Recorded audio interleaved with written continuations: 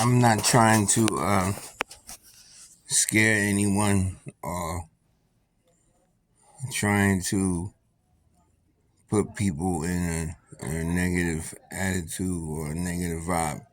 It's just something that I promised myself that I was trying to actually talk myself out of doing it.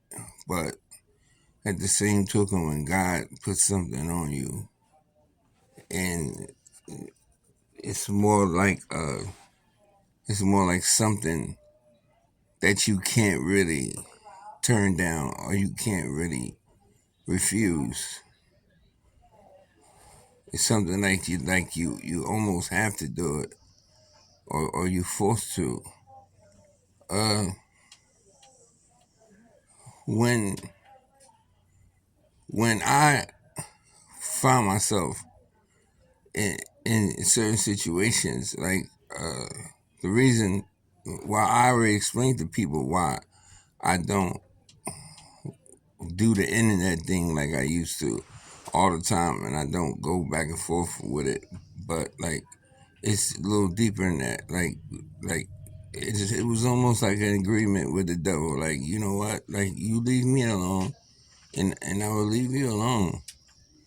And Hey, Panky, we're doing and karaoke down there. What? We're and doing karaoke. and I don't feel like and and when you get to a situation, and when you get to a situation, and then you say to yourself, you know, you like, yo, I need a break, and because the reality of it is like when you get to a certain level, or when you get to a certain spot in your life, and you start to realize, like, hey, you know what, this thing is real. This thing is absolutely real, and this thing is real. This thing is absolutely real, and like I made it. I made a deal. I didn't make a deal like like the cartoons, like, oh, you made a deal with a devil, nothing like that. But it was more of a, like, all right, we're at war. We're at war. You want to keep talking about God every day? I'm gonna keep attacking you every day. And if you want to shut up, then I'll leave you alone. And it was like, okay, I got to the point where, like, I wasn't I wasn't broken. I was defeated. So when I say defeated, I really mean that. Like, I got to the point where I could not take. I was broke, and I decided to chill and do this. But at the same token, phase two has started, and because phase two has started, it's really important for me to, like, have a person understand that, okay, phase one was the devil convincing the world that he didn't exist. That phase is over. Everybody know the devil exists now. Everybody know the devil real. Everybody know the devil is out here. They know that, hey man, there's a war going on. They know that, you can join sides. Phase one is over, and I know this is gonna sound really deep, and I ain't trying to scare nobody. Believe me. Listen, phase one is over. Everybody, he can't use that old trick no more. What's the greatest trick the devil ever used? The old answer is he convinced the world he did not exist. Phase two has started. And because phase two has started, it's like when you see it, it's like, how can I be afraid when God put me in his position mentally, to be touched mentally, to be able to see these things? So I had to come out of hiding and and and talk about phase two really quickly. Phase two is a combination of giving power when his main job was to take power from those other masses. Is phase part of phase two is to give power to people so they can believe that they are God. Okay, all right, what does that mean? So, because like it's a little deep. So, for some people who hearing it for the first time, it's like, all right, now the devil is like, okay, all right, we on some Avengers shit. We on some Avengers shit. Like you got the Hawk, I got we on some Avengers shit. We on this. Not saying that the end result can never change. It will never change. God would always be victorious. We already know that. But the more destruction that can be caused is a winning game. So what I mean by power is like, all right, you got people running around like I don't need God for the devil. I don't need God for that. If you think you smarter than the devil, then peace be plain. Listen, that dude sharp. That dude know your wants, your desires, your temptations. He's probably giving you your thoughts. He's probably giving you your your plans. But in your head, he got you thinking that you ain't just no regular person, that you special. He got these social media. He got this. That's why I don't be on. He got these people. He got you on social media, and all these people worshiping you every day. They worship you, and when you wake up in the morning, you got everybody in your face, and everybody's in your name, and everybody's calling your name, and they worshiping you, and they actually worshiping you. They're actually worshiping you. So now it's like, not only do I not need God, I don't even need God to fight the devil anymore. I can fight him on my own.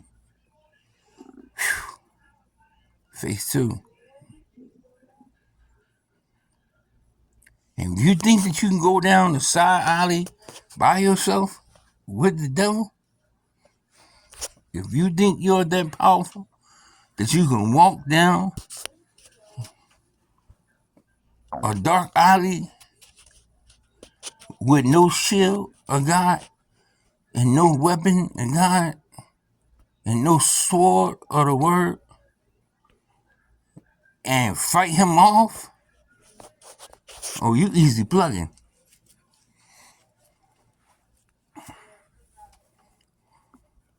So he got everybody on this God thing, not knowing that they on this God thing. Because I'm not talking about the people who walk around and say they gods. I'm talking about the people who walk around and act like gods. The people who say they gods too, but the people who act like gods. Everything they do, they're responsible for. Every blessing that they have, they're responsible for. Everything that they came out, everything that happened good to them, they're responsible for. Everything that came to their life that saved them for some trial or tribulation, they're responsible for. There's no longer to God be the glory without him I'm another.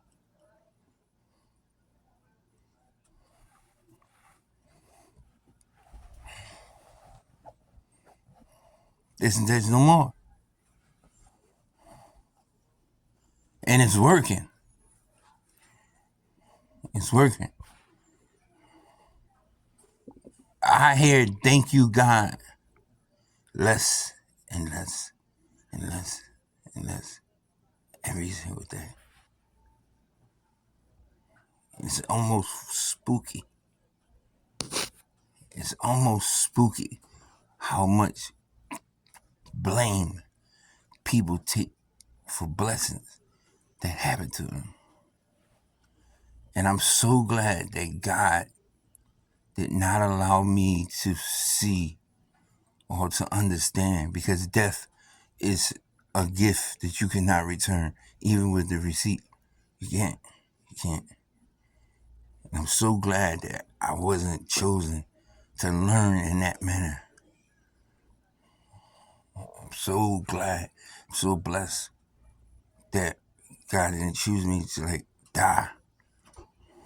And I know y'all heard me say that 3, 4 times now. And, and everybody say, he's exaggerating. No, every single time that I said I almost died, I almost died.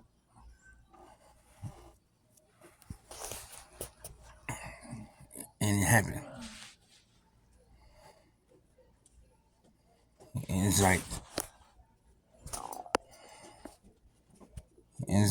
that's why I got to the point where I was like, I made a deal. Like, all right, I'm gonna shut up. I'm just gonna shut up. I'm gonna shut up. I ain't gonna say nothing. I ain't gonna say nothing about God. I ain't gonna say nothing about you. I ain't gonna say nothing about me. I ain't gonna say about nothing. I'm just sit here, get my life together.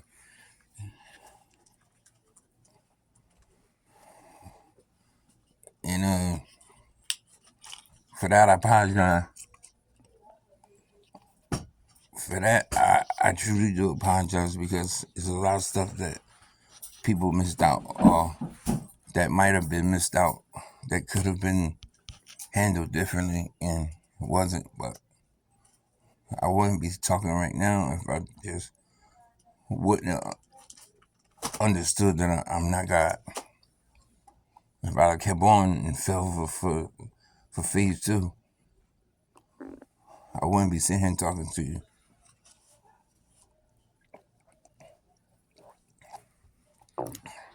Once again, I'm not crazy. I'm not going crazy. It's actually the other side, the other way around. I'm waking up from a really, really long dream.